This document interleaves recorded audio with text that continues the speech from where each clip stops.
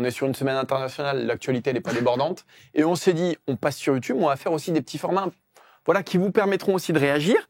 Vous aussi, vous allez pouvoir donner vos plus grosses erreurs de jugement. Ouais, n'hésitez pas dans les commentaires, parce que on voulait le faire cette semaine, mais comme on n'a pas eu d'émission la semaine dernière, on l'a pas fait. Ouais. On va reprendre vos commentaires et souvent faire un débrief en début d'émission pour discuter avec vous de ce que vous nous dites. Donc n'hésitez pas à venir argumenter surtout, pas juste dire vous avez tort, vous êtes des pipes. Donc le principe est simple, on va vous donner nos 3 plus grosses erreurs de jugement, de journalistes ou non d'ailleurs, parce que parfois on n'était pas encore en fonction, entre guillemets. Mais voilà, c'est des joueurs soit dont on n'a pas décelé le potentiel tout de suite, donc on s'est gouré, soit dont le potentiel était très très élevé, où on s'est dit non mais ça ne durera pas. Et, voilà. Maxime, 3 erreurs de jugement, on en fait une chacun peut-être. Vas-y, allez, c'est parti. Moi je commence par un joueur qui est actuellement en Ligue 1, qui est à Metz, qui s'appelle Benjamin Stambouli. Ouais. Il nous avait cassé la tête avec Stambouli, Maxime. J'étais persuadé que Benjamin Stambouli ferait une immense carrière et qu'il serait international A. Il a 14 sélections en espoir, donc généralement, quand tu es établi comme ça en espoir, la marche est derrière. Je me souviens de ces années à Montpellier, évidemment, il y a l'année du titre, et je me souviens d'une ou 2 actions où je me dis, purée, il est élégant, il a du ballon. Et ça on peut pas lui retirer. Il est élégant, il a du ballon. Je crois que c'était un Montpellier-Ajaccio, d'ailleurs, où je le vois remonter le terrain, je me dis, qu'est-ce que je vois là? Je dis, ça ressemble à Laurent Blanc. Ah ouais, c'est pas tout à fait je me souviens de l'avoir rencontré quand il était en espoir, discuter avec lui. En Petit plus, crush. Non, mais je trouvais vraiment il cochait toutes les cases. Et puis après, il est parti à Tottenham, ce que j'avoue que j'avais complètement oublié. Ouais. Il a joué, je crois, 12 matchs, quelque chose comme ça. Il a été rapatrié au PSG. En fait, c'est pas le bon moment, faut pas être au PSG à ce moment-là. Tu veux mon avis sur Stambouli? De loin, parce que j'ai pas suivi.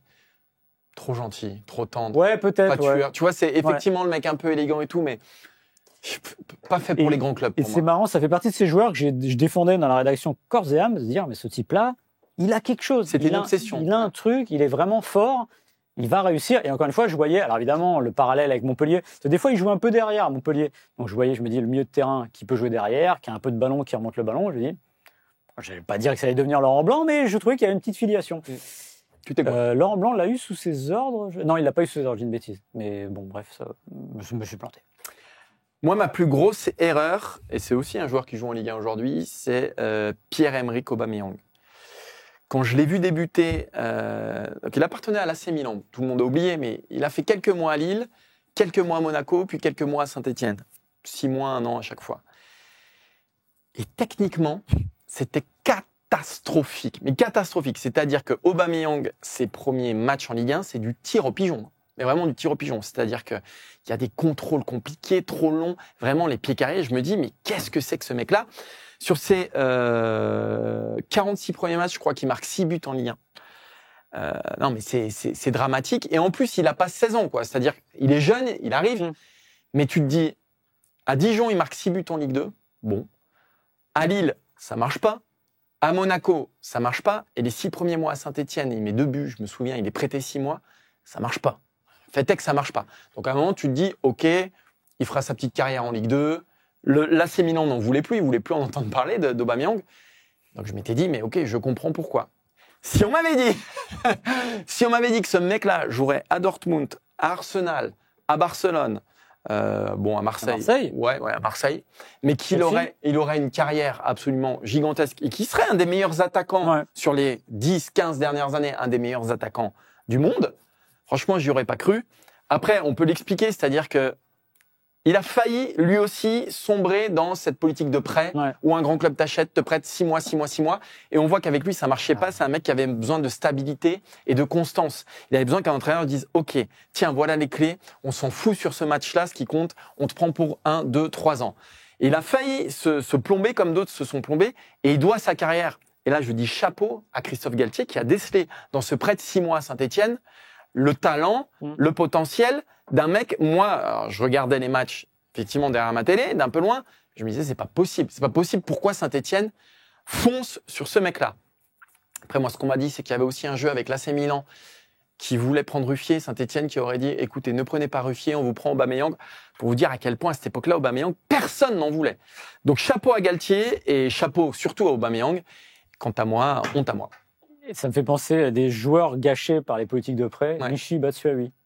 qui est très bon, mais à un moment, il se fait prêter partout. Et c'est marrant, ces joueurs. En fait, il faut accepter les maturations lentes. Mais oui, et puis qu'un joueur, qu'un attaquant en plus, ait besoin de confiance et qu'on lui dise pas, là, ton avenir, il joue sur les 3 prochains matchs.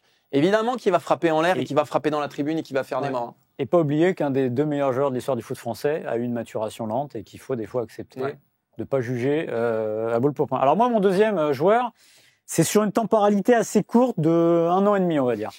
Moi, j'étais en poste, je débutais ma carrière, je commençais à suivre l'équipe de France et j'arrive en fait après mon premier Euro couvert, Euro 2004. Vous savez ce qui se passe, Zidane s'en va, tout le monde s'en va, Lizarazu s'en va, etc. Là, on dit que c'est la fin en fait des 98. Et donc là, tu as le successeur de Zizou, du coup. Pires va quitter l'équipe de France contre son gré un jour de Il Féroé France, où ça se passe sur le parking avec Raymond Domenech, ça se passe très mal. Et on sait que Raymond Domenech veut faire table rase, etc. Et là, qu'est-ce qu'il fait, Raymond Domenech, après, je me souviens du premier match des éliminatoires au Stade de France, un France-Israël, avec la 3e couronne fermée, c'est-à-dire qu'il n'y avait plus personne. À côté gauche, Evra Roten, qui avait moyennement marché, mais bon, bref, il manque quelque chose. Et un moment, au rassemblement d'après, il lance Vikash Dorasso. Et là, tu te dis, ça y est, on a le successeur de Zizou. Il faut que vous retrouviez les comptes rendus ou les notes de l'époque. Vikash Dorasso, qui joue contre notamment la Suède, je crois qu'il y a la Suisse, etc., où il fait 2 matchs, mais vraiment, où le type au milieu de terrain, il bonifie un milieu de terrain qui n'a plus de créatif, parce qu'il n'y a plus Pires, il n'y a plus Zidane, et le type, il va à des roulettes, il est vraiment... J'aimerais bien lui en parler pour lui demander si c'est pas le moment où il se sent le plus fort, où il se dit, mais là, attention, ça va être moi. Et en fait, on le voit un peu gros comme une maison, parce que, encore une fois, il y a ce vide, malheureusement pour lui, malheureusement pour lui, peut-être heureusement pour la France, il y en a un qui revient, Zidane, mais même à ce moment-là, je me dis, ça peut le faire parce que... il peut peut-être mettre Zidane sur le banc. Non, France-Côte d'Ivoire, le match du 17 août 2005 à Montpellier, 3-0 contre la Côte d'Ivoire, le retour de Zidane, il est sur le terrain, il joue tout le match. Wow. Donc dans un rôle un peu plus reculé, et là on se dit, en plus, t'as un milieu de terrain qui a du ballon, un joueur qui est plutôt... Dorasso Zidane, ça nous amène techniquement, et je deuxième titre. Pareil. C'est pas Après, mal. il n'a pas eu une carrière horrible non plus. Non, je suis pas en train de dire ça. Non, mais moi, je parle juste de ce moment-là. Et puis, Coupe du Monde 2006, il joue 8 minutes. C'est terminé. Il sort son film The Substitute. Et souvenez-vous, je pense son action marquante de la Coupe du Monde, c'est France-Suisse. Je crois qu'il rentre en jeu. Il tire à côté, il est à 2 doigts d'ouvrir le score. Et peut-être ça aurait changé. Mais vraiment, je pensais à l'automne et à l'hiver 2004-2005 que, non pas qu'on avait un successeur Zidane tel qu'on pouvait penser comme Gourcuff, mais que la solution au problème de l'équipe de France était là. Or, je pense que les problèmes de l'équipe de France, ils dépassaient lui, c'était plus ce qu'il y avait sur le banc. Moi, il y a un joueur aussi en équipe de France où je me suis dit, là, c'est une évidence, et c'est la pièce du puzzle qui manque à l'équipe de France en 2018 à la Coupe du Monde. Cet homme, il s'appelle Thomas Lemar. Il fait un match contre les Pays-Bas en août 2017, si je dis pas de bêtises, où il met 2 buts. Ouais. J'y étais. Et ensuite... Le jour du transfert de... Non, t'étais pas, tu faisais le mercato, toi. C'est le jour du transfert de Mbappé. Ouais, 31 août. Et en mars, contre la Russie... Ouais. C'est la Russie Oui, la Russie. En mars il y a 2018. Colombie et Russie. Joue. Non, Colombie. C'est contre la Colombie. En mars 2018, où il est monstrueux. Et c'est toute une période de l'équipe de France où on se dit, mais qui va jouer à gauche ? À droite, on a à peu près, c'est Kylian Mbappé. Ouais. Dans l'axe, on a à peu près, c'est Giroud, Griezmann. À gauche, on n'a personne. Et à ce moment-là, je me dis, voilà, il résout tous les problèmes. Il sort d'une saison fantastique avec l'AS Monaco, qui restera sa meilleure saison ever, sauf si maintenant il explose, mais bon, qui restera sa meilleure saison. Et ça fait partie, on en parlait tout à l'heure, de ces joueurs qui grossissent avec un collectif monstrueux, mais quand tu les extrais de ce collectif-là, c'est beaucoup plus compliqué. Et Thomas Lemar, je pense qu'il a manqué peut-être un peu de force, un peu de caractère, mais il est parti à l'Atlético dans un club qui mettait pas en valeur ses qualités. Il y a eu des blessures, il est resté sans doute un peu trop longtemps et il a fini par sombrer. Et même à la Coupe du Monde 2018, finalement, Deschamps lui préfère Blaise Matuidi. Alors que moi, pendant longtemps, j'ai milité pour Lemar et que je pensais qu'on allait être champion du monde. Avec Lemar titulaire, ils ont été champions du monde avec Lemar remplaçant. Alors que moi, j'ai défendu Matuidi dès le deuxième match. Vous pouvez retrouver les vidéos.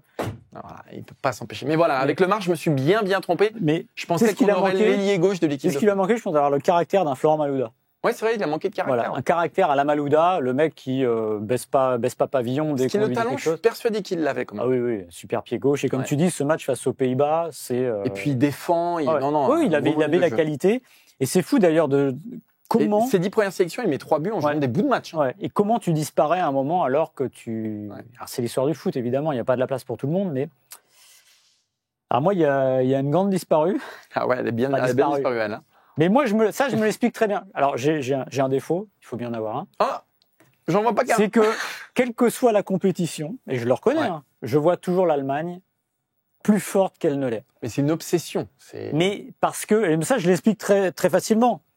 Parce que t'es né avec ça. Je suis né avec ça, c'est-à-dire que moi, j'ai connu... Et t'as grandi avec ça. J'étais pas né quand l'Allemagne a gagné 74, mais il faut savoir que l'Allemagne des années 70, c'est Euro 72, 74 Coupe du Monde, finale Euro 76, victoire à l'Euro 80, la RFA. Et puis derrière, c'est finale Coupe du Monde 82, finale Coupe du Monde 86, victoire en 90, finale de l'Euro 92, quart de finale il se plante en 96 et il se plante pas en 96, il gagne en 96. Il se plante un peu au Coupe du Monde 94 et 98. Donc pour moi l'Allemagne, finale 2002. Voilà, c'est toujours là. Demi-finale 2006. Et c'est vrai que je n'arrive toujours pas à faire mon deuil de me dire que l'Allemagne va toujours réussir. Et je le reconnais, à chaque compétition, j'ai un problème avec ça, c'est de penser que l'Allemagne, méfiez-vous des Allemands, parce que ceci, parce que cela.